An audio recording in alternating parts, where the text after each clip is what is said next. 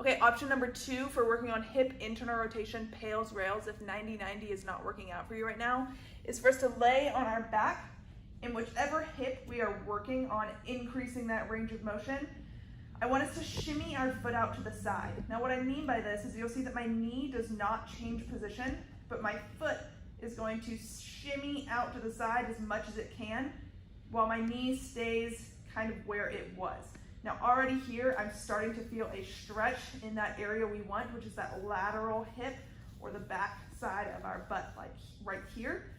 And now to increase this stretch, we're going to use this other leg.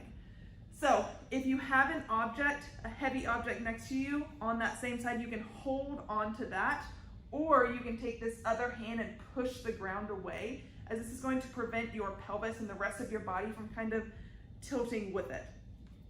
Now, like I said, this other leg is going to come up and my foot is going to go kind of right next to my knee, and it's going to push down as if I'm taking that this knee down to the ground.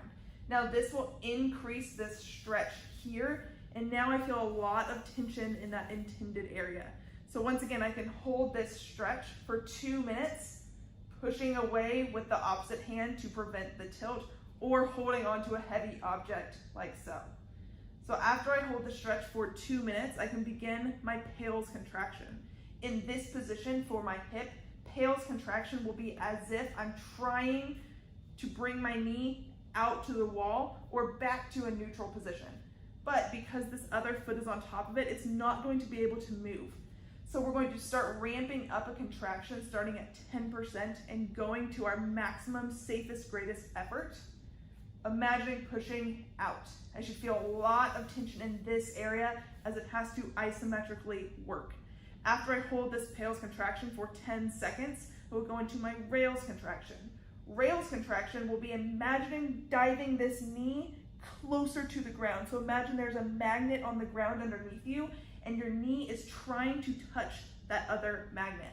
So this leg will not be helping. If I want, I can gently take it off as I try to reach further into internal rotation or diving that knee closer to the ground.